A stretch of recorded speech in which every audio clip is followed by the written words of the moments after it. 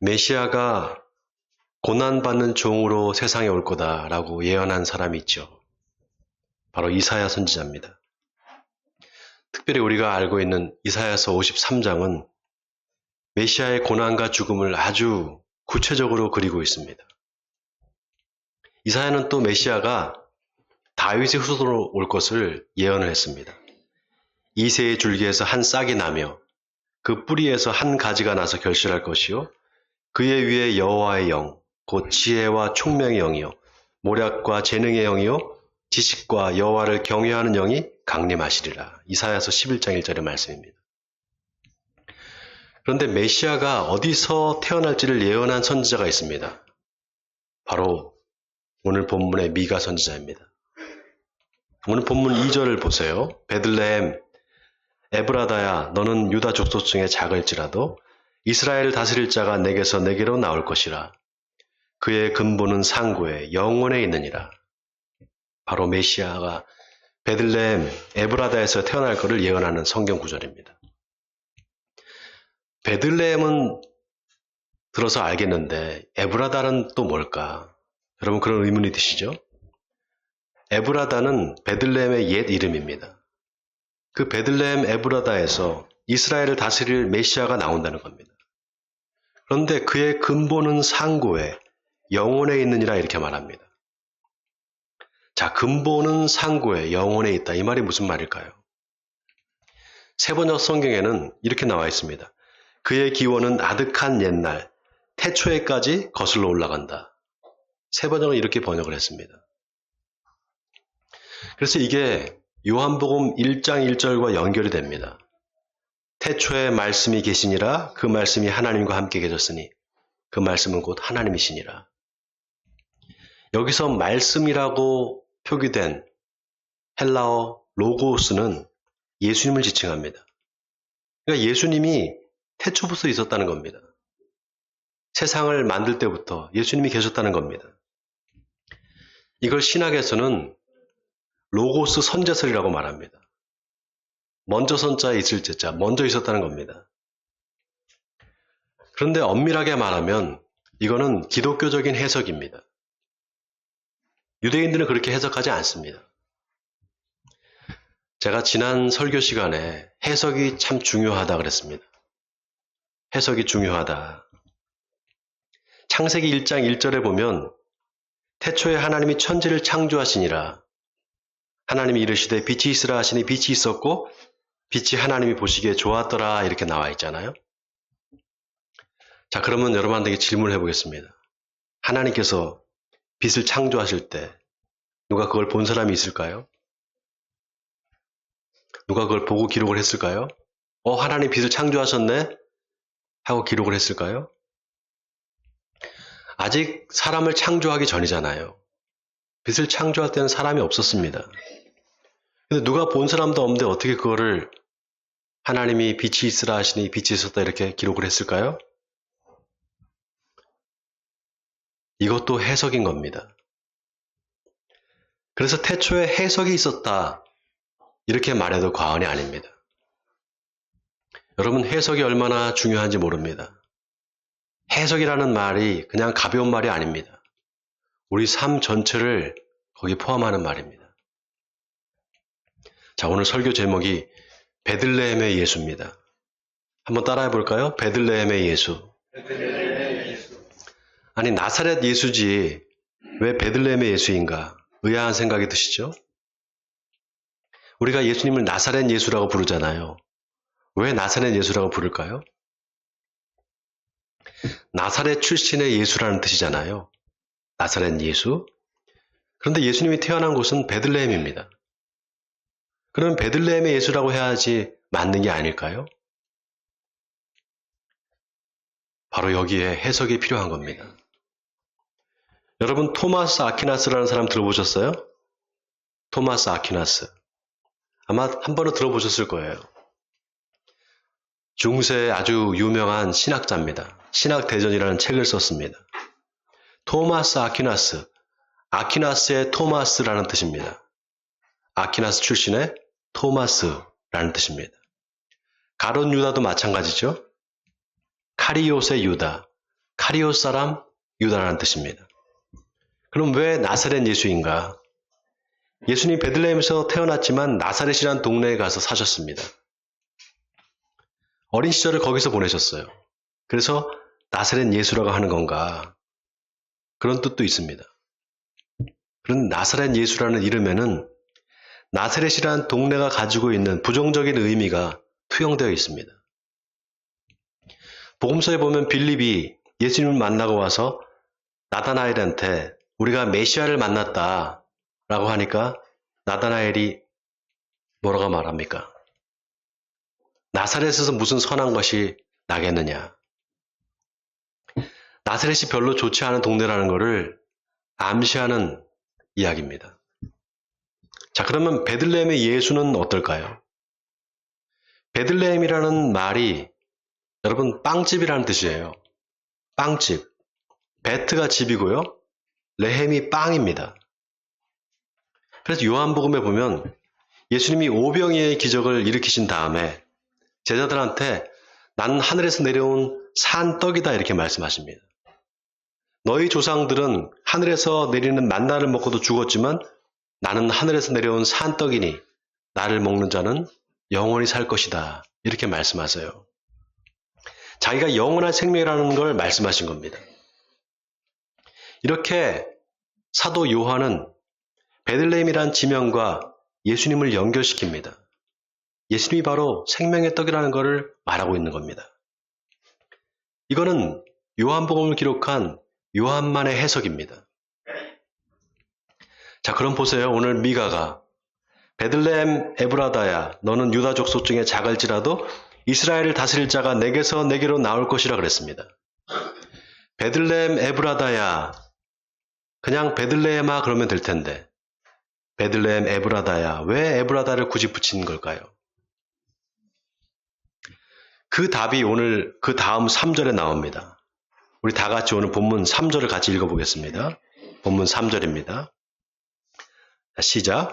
그러므로 여인이 해산하기까지 그들을 붙여두시겠고 그 후에는 그의 형제 가운데 남은 자가 이스라엘 자손에게로 돌아오니니. 여러분 여기 그러므로 여인이 해산하기까지 이 말이 중요합니다. 산모가 해산하는 이야기를 하고 있습니다. 자, 바로 앞에 미가서 4장 10절에 보면 미가가 딸 시온이여 해산하는 여인처럼 힘들여 낳을지어다 이렇게 말합니다. 미가는 산모가 아이를 낳을 때 산고의 고통을 겪어야 되는 것처럼 이스라엘 백성들이 고난을 받게 될 것을 예언했습니다. 그러나 그 고난이 의미 없는 고난이 아니라 메시아를 잉태한 고난이 될 거다 이렇게 말하고 있는 겁니다. 자, 같은 맥락에서 그 산모가 해산의 고통을 겪어야 하는 곳이 어딘가? 바로 베들레헴 에브라다다 이 말입니다. 여러분, 그런데 이 베들레헴 에브라다에 뭐가 있는가 하면은요. 야곱의 아내 라헬의 무덤이 있습니다. 여러분, 라헬 들어보셨어요? 야곱의 두 아내가 있었잖아요. 아니죠. 종까지 합치면 넷이 있었습니다. 첫째 부인이 레아고요. 두 번째 부인이 라헬입니다. 이 라헬한테서 요셉과 베냐민이 나오잖아요. 창세기 35장 16절에 보면 라헬이 베냐민을 낳다가 죽습니다. 라헬이 아들을 낳고는 이름을 베노니라고 지어줍니다. 베노니, 슬픔의 아들이라는 뜻입니다. 그 아들을 낳고 그냥 그 자리에서 죽어버립니다. 그 후에 야곱이 베냐민으로 이름을 바꿔줍니다. 벤야민, 오른손의 아들이라는 뜻입니다. 의로운 아들 이런 뜻입니다. 자, 그 라헬이 장사된 곳이 바로 베들레헴 에브라다입니다. 자, 그러니까 보세요. 오늘 미가가 베들레헴 에브라다야 너는 유다 족속 중에 작을지라도 이스라엘을 다스릴 자가 내게서 내게로 나올 것이라. 이 말이 그냥 나온 말이 아닙니다. 베들레헴 에브라다에서 죽은 아이를 낳다가 죽은 산모 라헬의 고통과 죽음이 거기 암시되어 있습니다. 놀라운 게 마태복음 2장에 보면 예수님의 탄생에 대한 이야기가 나옵니다. 예수님이 태어날 때 동방 박사들이 별을 보고 헤롯 왕을 찾아옵니다. 그래서 유대인의 왕으로 나실 리가 어디 계시냐 이렇게 묻습니다. 그러니까 헤롯 왕이 대제사장과 서기관들을 불러서 그리스도가 어디서 나겠느냐 이렇게 물어요. 그때 대제사장과 서기관들이 바로 이 미가서 5장 2절을 근거로 해서 유대 베들레헴에서 날 겁니다. 이렇게 말합니다. 그 말을 듣고 헤롯이 베들레헴에서 태어난 2살 미만의 사내 아이들을 다 죽여버립니다. 마태가 이걸 기록하면서 뭐라고 하는가? 마태복음 2장 17절에 이에 선지자 예레미야를 통해 말씀하신 바 라마에서 슬퍼하며 크게 통곡하는 소리가 들리니 라헬이 그 자식을 위하여 애곡하는 것이라. 그가 자식이 없으므로 위로받기를 거절하였도다 함이 이루어졌도다. 이렇게 기록을 했습니다. 아, 예레미야가 말했던 그 예언이 지금 이거를 말하는 거구나. 이 사건을 말하는 거구나. 이 예언이 이루어졌구나. 마태가 그렇게 해석을 한 겁니다. 여러분, 성경 해석 이렇게 중요합니다. 근데 이 마태 해석이 참으로 놀라운 해석인 게요. 여러분 생각해 보세요. 예수님 당시에 베들레헴에서 태어난 2살 미만의 아이들이 다 죽임을 당했어요. 아무런 잘못도 없이. 갑자기 생때 같은 자식을 잃은 그 엄마들의 심정이 어떻겠습니까? 그것도 자기가 보는 앞에서 애들을 다 죽인 거예요. 누가 위로를 해준들 그 위로가 되겠습니까? 위로가 안 되는 겁니다. 마태는 지금 그 자식을 잃은 비통한 엄마의 심정을 말하고 싶은 겁니다. 자, 그런데 중요한 게 마태가 왜 예수님의 탄생을 말하면서 이 슬픈 이야기를 거기다 집어넣었을까요? 물론 헤롯이 베들레헴에서 태어난 아기들을 죽인 게 역사적 사실이 맞습니다. 다 죽였어요. 그게 역사적 사실입니다. 그리고 그게 예레미야 선자가 한 예언이 이루어진 거다. 이건 맞아요. 이걸 얘기하고 싶었겠죠. 근데 여러분, 그 베들레헴에서 누가 태어납니까? 예수님이 태어난 거예요. 베들레헴에서 자식을 잃은 엄마들이 애곡하는 것과 예수님의 탄생이 오버랩됩니다. 아기 예수는 살았지만 그 대신 베들레헴의 수많은 아기들이 다 죽었습니다. 여러분, 뭘 말하고 싶은 걸까요? 바로 대속을 암시하는 겁니다. 그런 의미에서 오늘 본문 4절이 아주 의미심장합니다. 우리 다 같이 본문 4절을 같이 한번 순에서 읽어보겠습니다. 본문 4절입니다. 시작. 그가 여호와의 능력과 그의 하나님 여호와의 이름에 위엄을 의지하고 서서 목축하니 그들이 거주할 것이라. 이제 그가 창대하여 땅끝까지 미치리라. 자, 이스라엘을 다스릴 자가 베들레헴 에브라데서 나올 거다. 근데 그분이 어떤 분이냐? 그분은 하나님의 능력과 그의 이름의 위엄을 의지하는 분이라는 겁니다. 자, 또 5절에 뭐라고 하는가? 이 사람은 평강이 될 것이라. 아수르 사람이 우리 땅에 들어와서 우리 궁들을 밟을 때에는 우리가 7 목자와 8 군왕을 일으켜 그를 치리니 이렇게 말합니다. 여러분, 여기 7 목자와 8 군왕은 하나님이 이스라엘을 완전하고 철저하게 보호해준다는 관용적인 표현입니다. 그러니까 이 말은 어떤 고난이 닥쳐도 하나님을 믿는 하나님의 백성들한테는 하나님께서 그 마음에 평안을 주실 거다 이 말입니다. 마태복음 4장에 보면 예수님과 제자들이 갈릴리 호수를 건너서 건너편 마을로 갑니다. 근데 갈릴리 바다에 풍랑이 일어서 배에 막 물이 차서 들어오는 겁니다. 근데 예수님은 배 고물에 누워서 잠을 자고 계시는 거예요. 제자들이 아니 예수님, 우리가 다 죽게 생겼는데 지금 돌아보지 않고 지금 주무십니까? 예수님을 깨우면서 막 다급하게 우리를 좀 돌아봐 달라고 그럽니다. 예수님께서 일어나셔서 바람을 향해서 꾸짖습니다. 바람아, 잠잠하라. 그러니까 바람이 금방 잠잠해졌습니다. 예수님께서 그 다음에 제자들한테 너희가 어찌하여 이렇게 무서워하느냐? 어찌 믿음이 없느냐? 이렇게 말씀하십니다. 어찌 믿음이 적으냐가 아닙니다. 어찌 믿음이 없느냐예요. 내가 너희와 같이 있는데, 바로 내가 평강인데, 너희가 왜 그렇게 두려워하느냐는 겁니다. 여러분, 이사야서 9장 6절의 말씀 아시죠?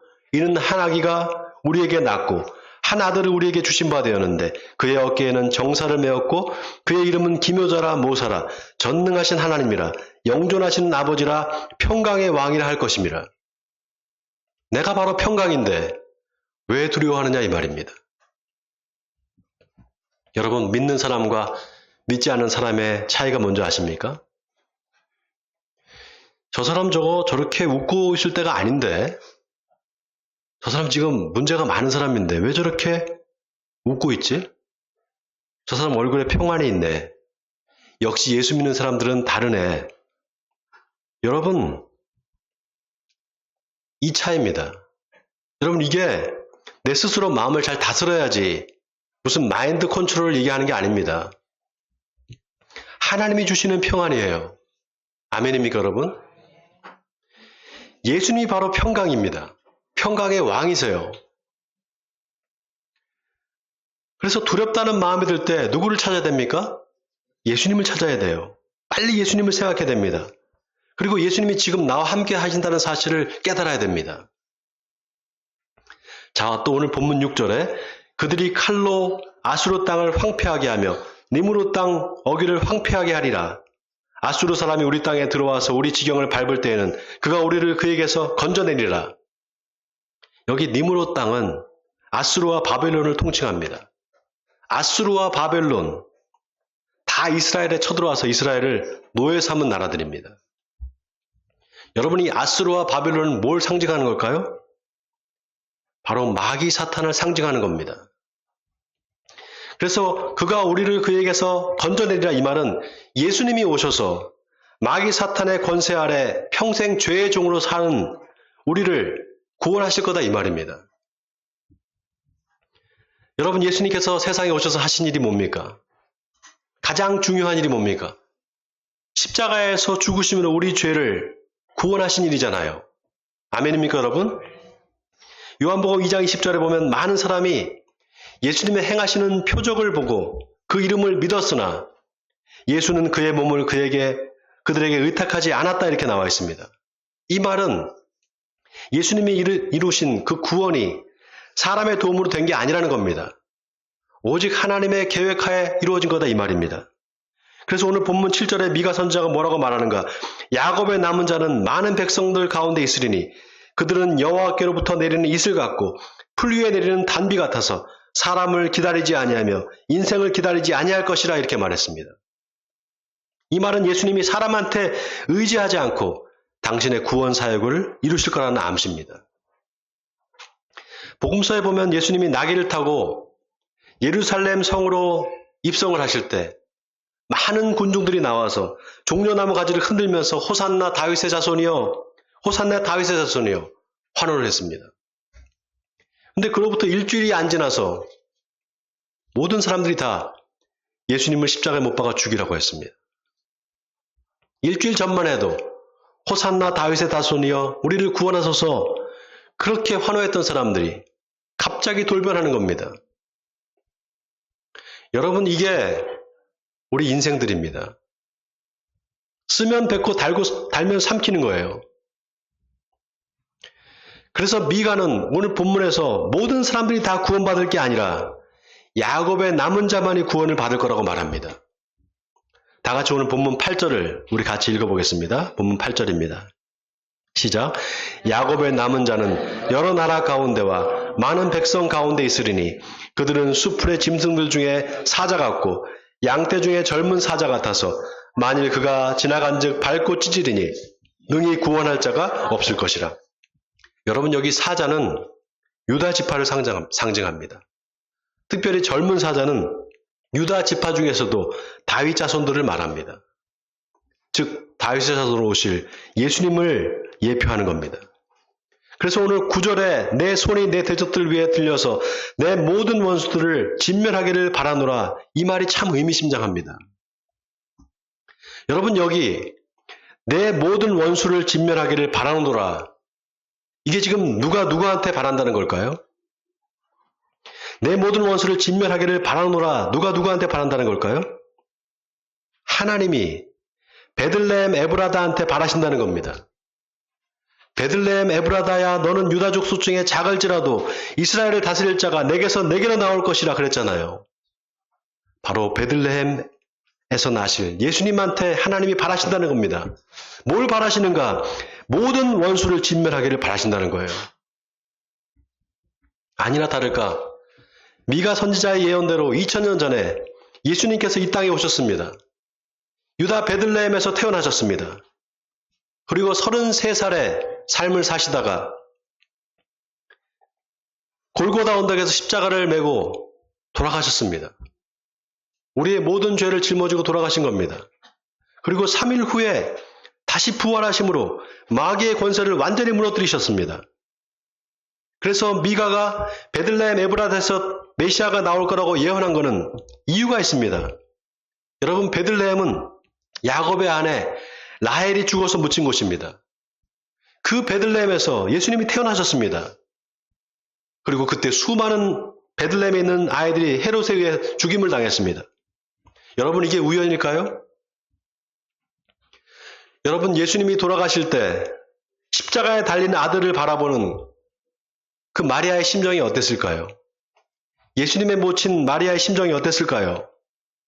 자기가 보는 앞에서 발가벗겨져서 두 팔과 발에 못이 박혀서 그 고통스럽게 죽어가는 아들을 보면서 마리아가 어떤 생각을 했을까요?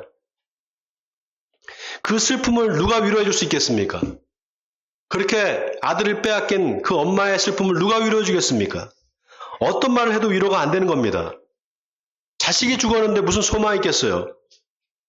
그런데 어떻게 됐습니까? 죽은 아들이 3일 만에 다시 살아납니다. 슬픔이 한순간에 기쁨으로 바뀐 겁니다. 여러분, 이런 반전은 기독교밖에는 없습니다. 다른 어떤 종교에도 이런 반전은 없어요.